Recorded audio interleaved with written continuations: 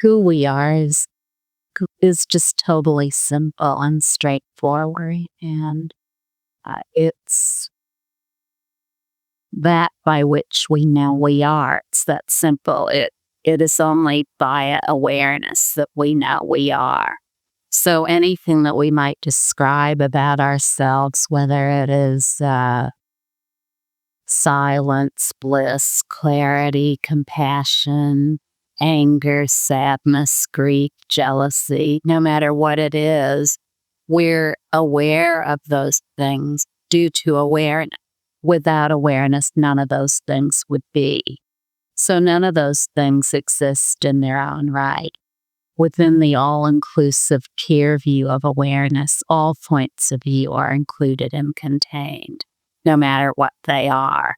And all the points of view that are included and contained in the all-inclusive peer view of awareness, they're the dynamic energy of that awareness, and they're nothing else. They have no independent nature. And a point of view is just a simple phrase to describe anything at all that appears, whether it's a person, a place, a thing, a thought, emotion, an experience, a sensation, a memory. An easy way to describe all of these things are points of view within the peer view of all-encompassing awareness. And as the points of view that appear within the peer view of awareness are naturally present and completely uninterrupted in being an expanse of awareness, they're like the luster of that infinite space of awareness of nothing else. They're not something that is separate from it. So anything that appears within awareness has never existed elsewhere. No matter what you call it, it is awareness. So, get that straight. Really, get that straight, because it isn't anything else other than awareness. No matter the label you give it, it matters not to try to have preferred labels like bliss, clarity, non-conceptual states, no self, no thoughts, impartiality, neutrality, spontaneous consciousness. They're all the same. It doesn't matter, anger, shame, depression, all labels, no matter what they are, right? They are awareness, and we can live our life lost in the dynamic energy of awareness or not. It's as simple as that. And when we don't perpetuate all the stories of the points of view as being whatever their dictionary definition is, then boom, we know who we are. So it's very straightforward, either we're relaxed as the awareness that's at the basis of all the points of view, or we're caught up in all the points of view, whatever they are. And so, what that looks like is a point of view appears in awareness, and then either we rest as awareness and we see that point of view, whatever it is, it appears, and it vanishes naturally in awareness. Then during its entire duration, it's awareness too. But unless we rest as awareness and have familiarity with awareness and return to that again and again, then we can't possibly see that all points of view are their own undoing. They vanish naturally of their own accord. There's no way to hold them in place. If we persist in telling stories about every point of view that appears, then we're never going to get familiar with awareness. Not unless something happens and by some strange circumstance, we suddenly know what awareness is from that moment on. But that just isn't the way it is for most people. For most people, progress is made gradually. Awareness is always present, yet it's not a destination. So if we think that we are getting to some kind of destination where we're always going to be timelessly free, that would be right here. Because each moment is complete and identical, and each moment is complete and identical as complete perceptual openness in all experience. There's nothing other than that. if we think we're headed to a destination where we're going to be timelessly free, then we automatically assume there's someone headed to that destination. So then we have a subject and an object, a person who's headed to a destination of timeless freedom. The only timeless freedom there is the natural rest, that complete and utter availability and accessibility that is right here, that is the looking, the seeing of everything as it is. And that looking and seeing occurs whether the eyes are open or shut. It has nothing to do with the eyeballs. Nothing whatsoever to do with the eyeballs. It's what imbues the eyeballs with the gaze. There would be no gaze without awareness. That really has nothing to do with the eyeballs, because if that were true, then who would be seeing what would be seeing in dreams? When we dream, there's all kinds of seeing, smelling, tasting, touching. Yet we're sound asleep, so what's seeing?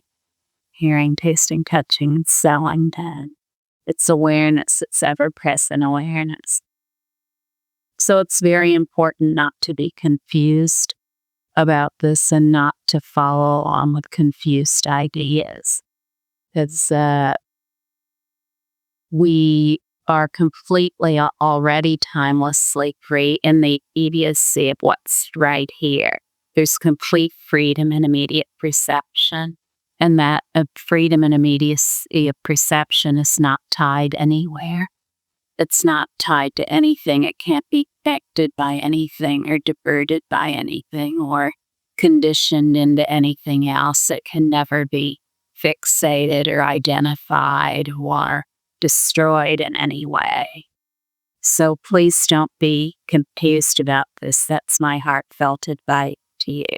No matter what appears, it already is timelessly free, so why be troubled by it? The only troublesome aspect of what appears is the description of it, which is just another point of view. In the restful enjoyment of ever complete awareness, of super complete awareness, whatever appears is A-okay. It vanishes naturally in and of itself. It's a complete act of love.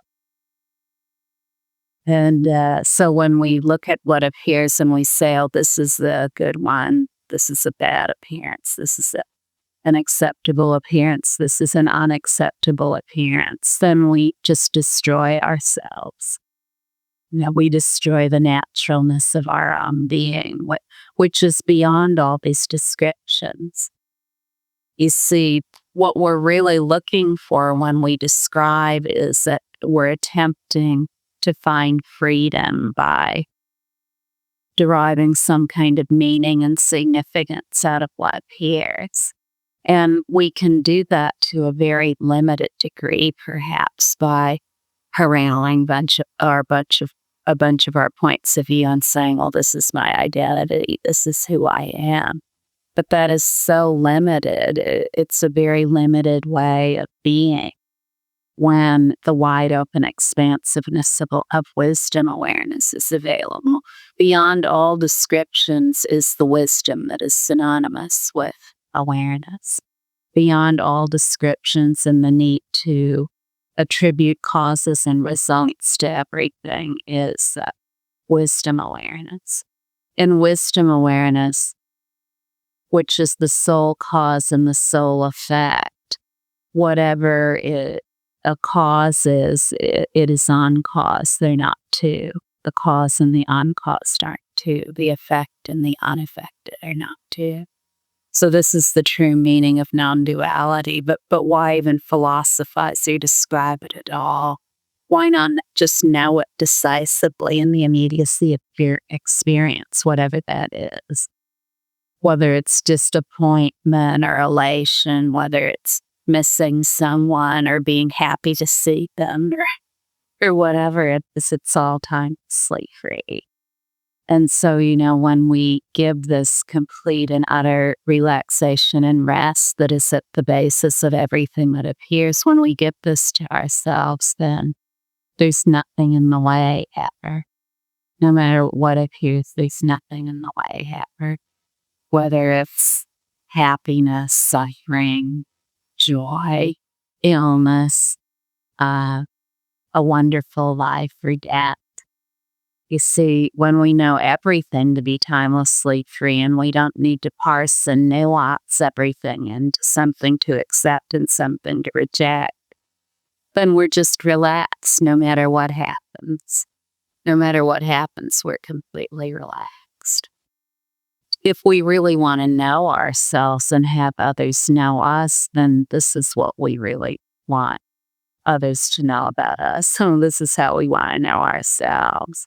Many times and it's just because we've liked to do this, we've learned to describe ourselves to others in intellectual and psychological terms, or even in spiritual terms. So we have these different make-believe worlds, and then we describe ourselves in all of these different ways and according to conventional outlook, and in terms of getting to have someone else know us, to know who we are. And so we have all these ideas about ourselves, all these points of view, and then we share them with other people, and we think, oh, this one likes my points of view, they're my friend. This one doesn't like my points of view, so they're not my friend. Oh, this is a simple way of looking at it, but it's very straightforward, really. But if we really want to know who we are, then to just enjoy the complete wide openness, the infinite spaciousness of the basic reality of everything, stainless and flawless like infinite sky, is to just be relaxed in every single moment with nothing needing to be done about what appears. If anything is to occur, why not let it occur from wisdom rather than trying to patch together a bunch of points of view? Wisdom is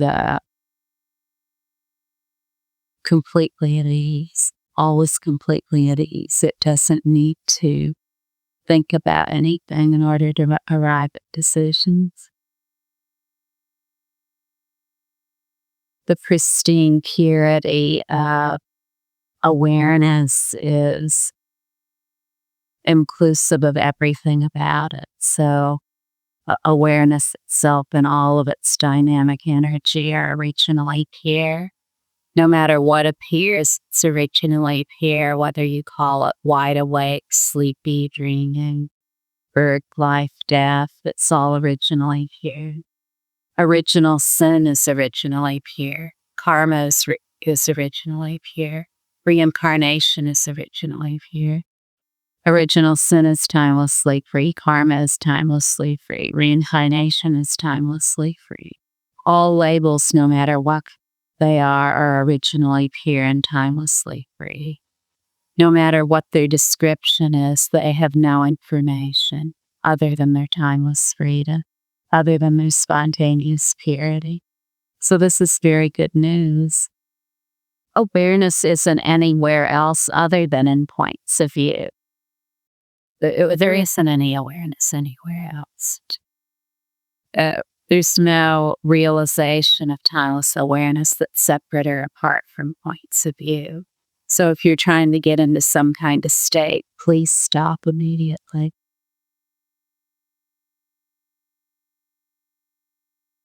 Whatever appears, it's the impeccable reality. The impeccable reality that is flawless and stainless like infinite space. Forever empty, forever flawless like the sky, the cloudless sky. So there's nothing that needs to be done about it, and there's no way to think yourself into it or meditate yourself into it or follow any other string of methods, practices, causes, and effects that might lead to something that isn't a thing, first of all, and that's already here.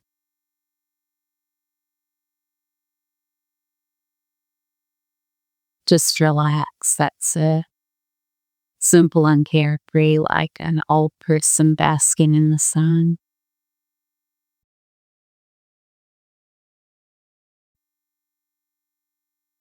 You know how sometimes old people just forget everything? They can't remember 1 minute ago or anything. Just like an old person basking in the sun. Nothing more to do, no plans or actions, nothing to think about. The past, it doesn't even exist. Or the future either, what's that? There's just the warmth of naturalness that's right here. Complete ease, and all the struggle and turmoil are completely forgotten. All the struggle and turmoil that seemed to be so important, so urgent, so much a matter to act upon, they're all non-existent. They'd never been. As much as they seemed to be at the time, they'd never been. Well, this is so what's about what's right here. And even though we may have learned otherwise, that what appears is so important and so significant, and we must do something about it immediately. This is just a learned behavior. It has nothing to do with what's ultimately real.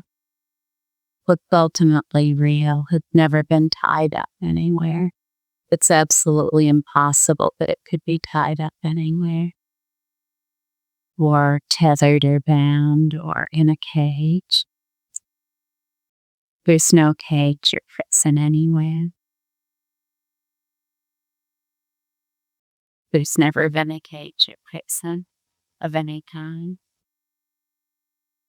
What's already timelessly free and timelessly pure couldn't possibly be a cage or a prison. Where would that cage or prison be? In absolute purity, in absolute love, in absolute wisdom. So no thought or emotion or experience of whatever kind has ever been a prison or a cage.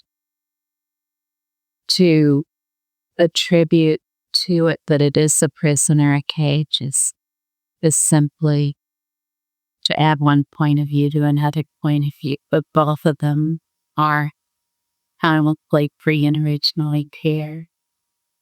No matter what you say about anything, it's timelessly free and originally pure.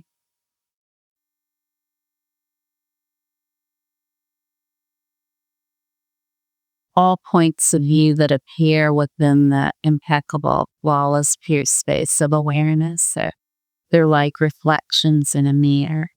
And just like a mirror is never affected in any way by what appears within it, so too awareness is never affected in any way by what appears within it. A mirror can reflect anything. It can reflect war, peace, anger, shame, sorrow, bliss, joy, clarity, and the mirror is completely unaffected. It doesn't go, yikes, oh no, shame. Shame's appearing. I've got to make a big story out of it. Or, oh, I feel like I don't have any self-esteem. Yikes, the mirror says. So whatever appears, it already is flawless, like a flawless crystal ball. Awareness and all of its dynamic energy are forever flawless and forever free. Awareness has never been made into anything. The uncreated and unborn can't be made into it. So just relax. There's nothing to think about, and including everything that I've said here today. Everything I've said here today, it's not the words I'm saying, but the resonance of complete relaxation that's naturally present, in which there's no need to think about any. That's the most powerful communication here.